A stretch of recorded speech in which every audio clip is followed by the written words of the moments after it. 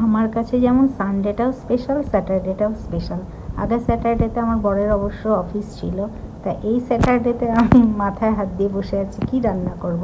হঠাৎই চটজলদি মনে এসে গেল আমার ভাইয়া না এই ডালটা খুব ভালো খেত, কুমড়ো শাক দিয়ে আর কুমড়ো দিয়ে মুগ ডাল, আদা বেটে দিতে হয়, কাঁচা লঙ্কা, জিরে ফোড়ন।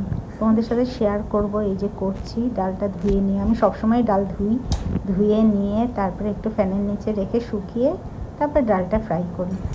তো হঠাৎ ভাবলাম, আমি কোনোদিনও এই রান্নাটা করিনি, আজকেই ফার্স্ট টাইম করলাম। ফার্স্ট টাইমে একেবারে সুপার হিট। তারপরে আমার বড় ভালো খেয়েছে, ও এইসব ভালো খায়, আর ছেলেও ভালো খেয়েছে। আর ডালের বড়া করেছিলাম।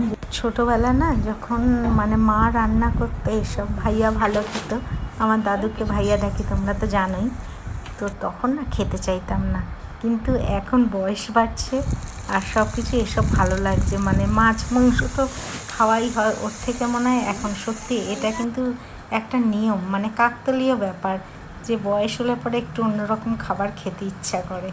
তাই এটাই তার প্রমাণ। এই দেখো এরকমভাবে তোমরা যারা যারা জানো, অনেকেই, তাও যারা যারা জানো না তারা এরকমভাবে করবে, খুব টেস্ট লাগে ডালটা। আর এদিকে ডালের বড়া, এর ভিতর লঙ্কা কুচি দিয়েছি। রায়ন দেখছি ইদানিং সবই ভালো খায়, মানে ঝাল খাবার ও খাওয়া শিখে গেছে, ওকে একটু একটু করে লঙ্কা খাওয়ানো শিখিয়েছি।